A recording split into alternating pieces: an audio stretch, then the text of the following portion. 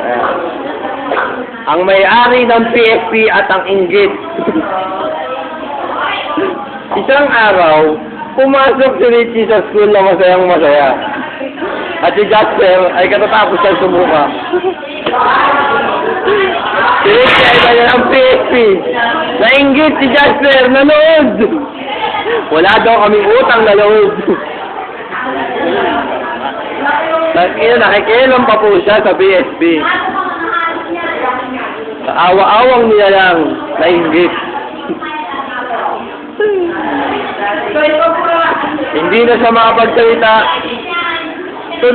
Natulala.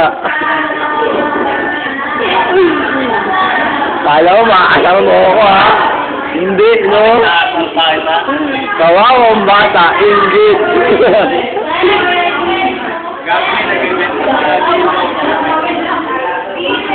Siya mo, Bel. Siya mo. Ha? Si cellphone. Nagkikwento ako sa cellphone eh. Gago yung YouTube ko to, tanga, panoorin mo. Jasper, inggit. Oh. Jasper Gatcheliar, ang inggit na bata. Okay ka lang, Ber? Ha? Okay ka lang?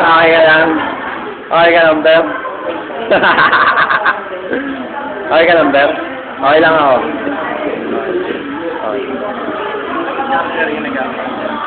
Okay. Kawawa naman si Jasper, nagtatanong na ng magandang equipment.